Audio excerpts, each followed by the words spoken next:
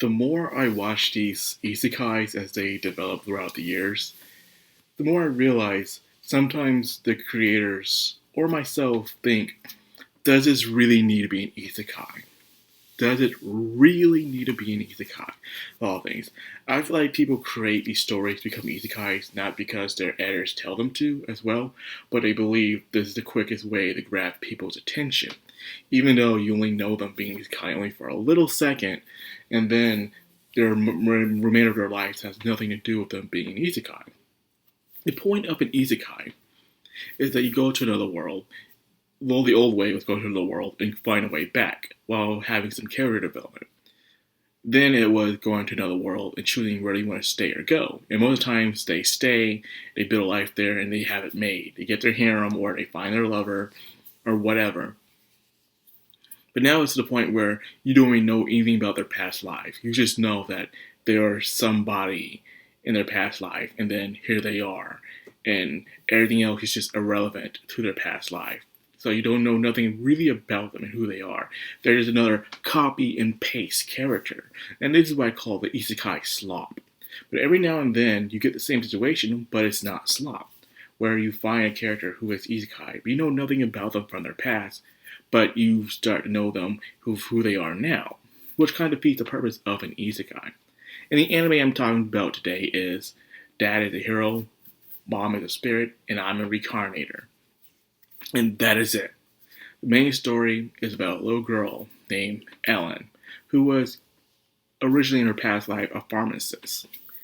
And she died and got reincarnated into his life to a dad who was a hero who saved the world from a very tenacious war.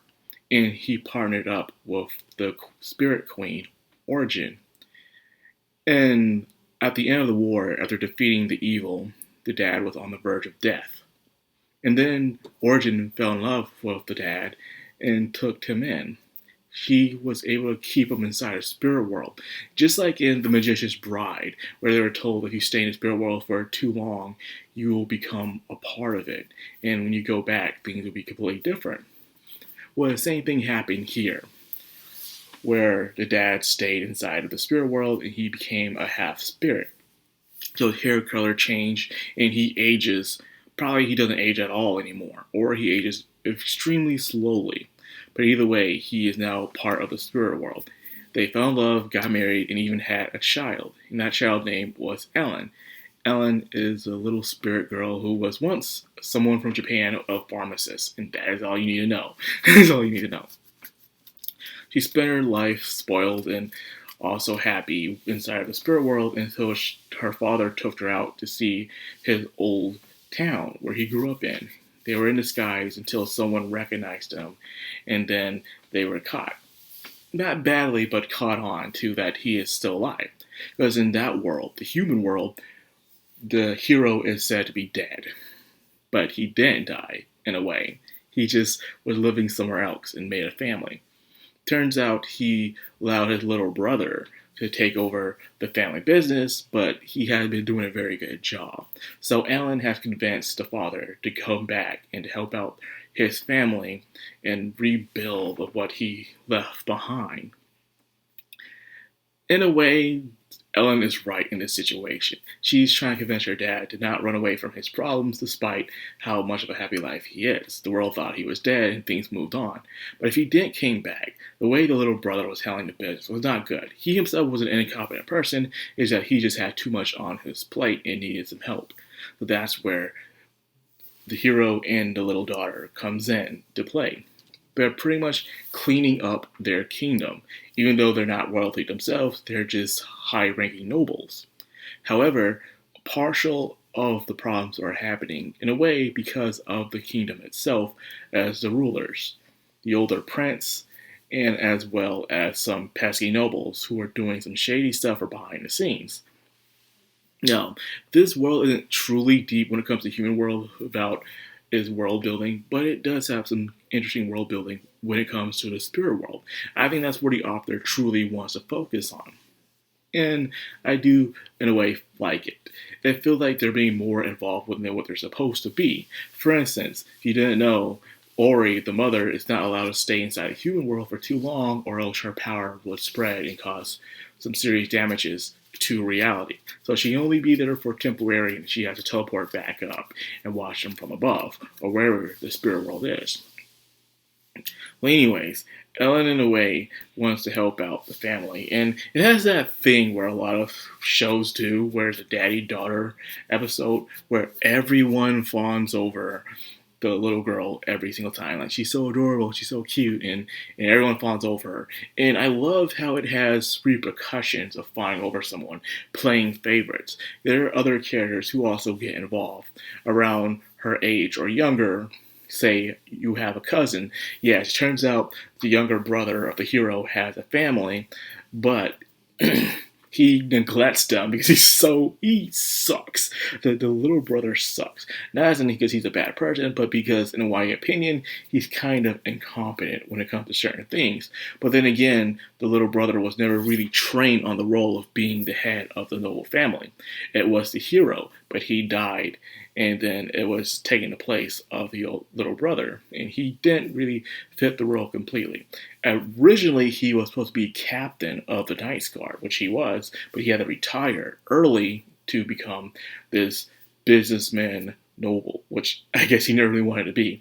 So he neglects his wife and also his daughter, and plus, he deals with other crazy shenanigans of other nobles, and of course, the royal family plucking in.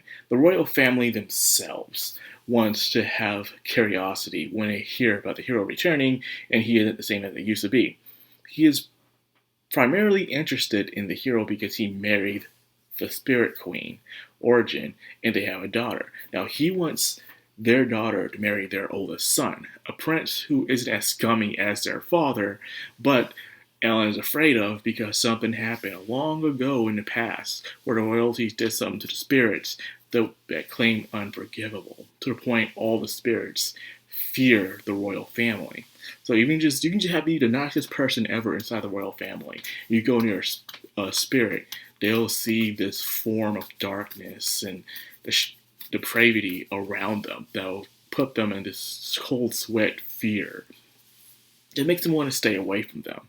So, the story, I believe, is going away as if they do show it, probably not in this season, as Ellen fixes the problems of the kingdom, as well finding a close bond to this boy prince. A lot of people are crossing their dreams saying, oh, I hope those two don't end together. He belongs to a crappy family. Yeah, he belongs to a crappy family, but if he himself is trying to do good, he himself is not a crappy person.